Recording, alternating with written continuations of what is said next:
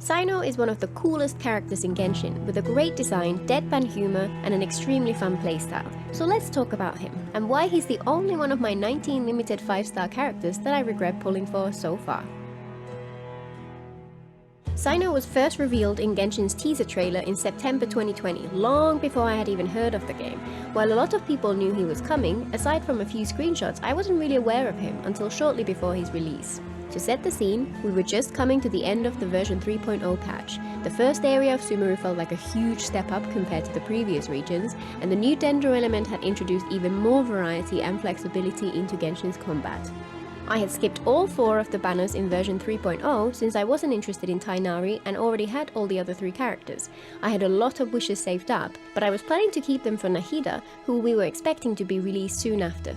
Cyno's trailer dropped towards the end of the patch, showing some of the beautiful new desert region alongside moody and atmospheric music, and I loved Cyno's unique design.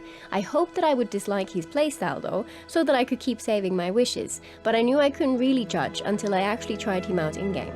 Cyno played a major part in Archon Quest 3.1, and also had his own story quest released at the same time, so we got to see him in the story quite extensively when he was released. He's generally seen by the other characters as intimidating and emotionless, though this always felt a little off to me when combined with his actual appearance, which always felt a little more boyish to me. I liked his no-nonsense personality, loved his attempts at dad jokes, and thought the actual story and voice acting were well done despite the slight disconnect with his appearance. His backstory was fairly decent, if not particularly compelling or relatable for me. Overall, I thought he was a likable character, just not one who particularly spoke to me. However, all of that faded into the background when faced with the real question: what was his playstyle like, and would he be worth wishing for?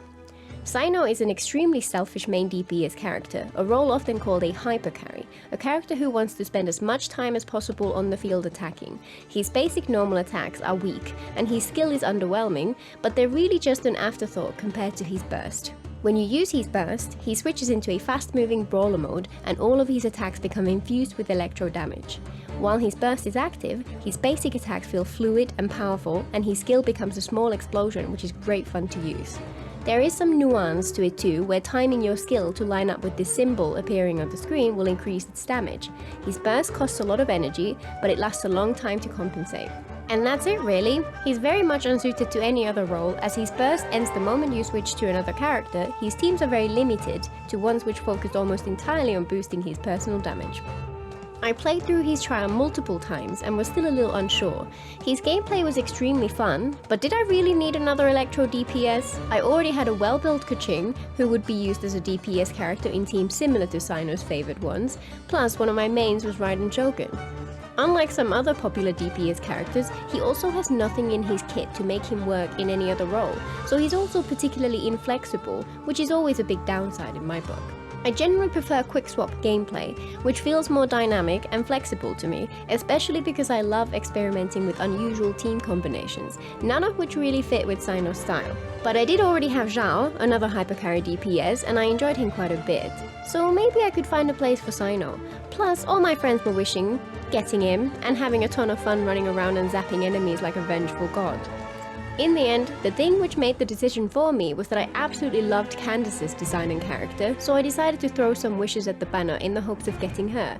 I would have been happy to lose my 50-50, but also felt that I wouldn't mind getting Cyno instead. In the end, I won my 50-50.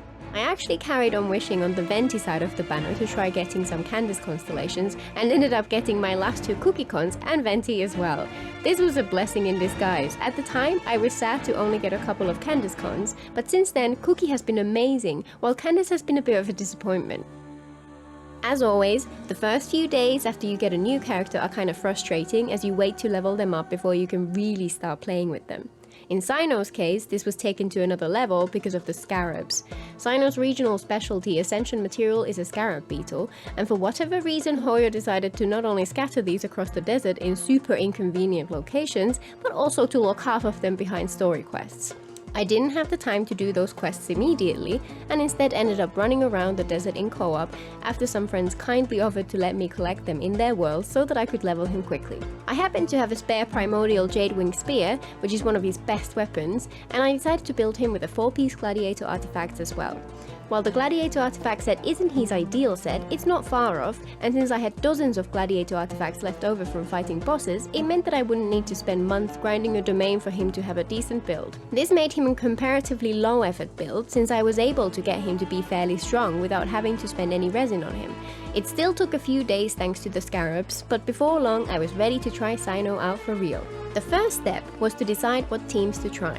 My favorite Cyno teams are built around Dendro reactions. Nahida had not yet been released, so I mostly used Dendro Traveler to provide the reactions at the time. Nahida quickly filled that slot after she released though. Since my Cyno has a very solid crit build, I focused on the catalyzed reactions rather than Hyperbloom.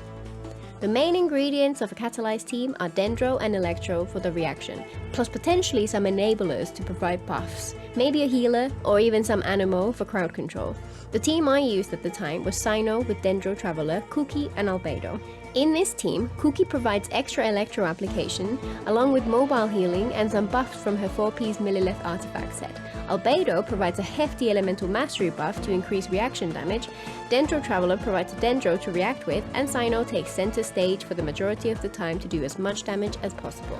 This team is fun. The characters combine really well, and everything works together to emphasize Cyno's strength. The team's damage output is pretty strong, and Cookie's healing makes it quite comfortable overall. However, this is where I started having regrets. So I like Cyno as a character, love his design, and find him fun to play. Why on earth would I regret pulling for him? Despite all the fun I have with him, my regrets come from two problems. The first problem is that Cyno is far too dependent on his burst, and his burst requires a lot of energy. In a long battle, this is usually fine, because you use his skill multiple times during his burst, and you end up regenerating enough energy to refill so you can quickly rotate through your supports, then back to Cyno in time to use his burst again. While this is satisfying when it works, if you don't get Cyno's burst recharged before it ends, the team feels extremely weak until you can get it back. This is a particularly big problem when you're fighting enemies in the overworld. With a fully built Cyno, enemies in the overworld are far too weak, leaving you with a painful choice. Use his burst to kill everything in 2 seconds and then have 0 energy left, or skip the burst and just feel like you're poking enemies with a wet noodle. This issue is an inherent problem in the way Cyno is designed, so there isn't really any way to get around it. He's just not that much fun to use in the overworld for me personally. The second problem is that he's not powerful enough to compete with my other characters when doing the most difficult content in-game. I've tried multiple Cyno teams in the Abyss, but they generally feel risky and underpowered. The riskiness is a common problem for a hypercarry character. They spend a lot of time actively attacking on field, which naturally makes it harder to stay alive since you can't use bursts to iframe your way past stronger enemies. A shielder can help with that, but then you're sacrificing your team's damage instead. This pales in comparison to my more regular Abyss teams, which all have far higher damage output while avoiding Cyno's drawbacks. For example, Ayaka Freeze beats most of the content with ease, Zhao Double Geo is surprisingly comfortable, and my Raiden team is just overpowered in general. Even my most experimental teams tend to give better results since they're tailored to the problem at hand. It's definitely possible that there are some powerful and comfortable Cyno teams out there which would compare to my favorites, but so far the ones I've tried haven't felt right. I also haven't really felt the need to experiment with him further because of how many other options I have, despite exploring unusual teams in the Abyss on a regular basis. As a result, I just don't use him in the endgame content, and if you can't use a character in the overworld or in the harder content, then when are you going to play with them? Overall, I love Cyno's character and aesthetics, and I find his playstyle extremely fun, but still regret wishing for him because I just don't use him enough. I'm determined to get more use out of him, but I could have easily saved my primos and resources and waited for a rerun instead of rushing to get him on his debut banner. If you're trying to decide whether to pull for him, it's worth bearing that in mind. If you enjoy his playstyle a lot and intend to play him as your main, you likely won't regret it since he's a ton of fun and can be very powerful. If you're looking for something else, don't let FOMO guide you. You can always wait for a character's next rerun. Until next time!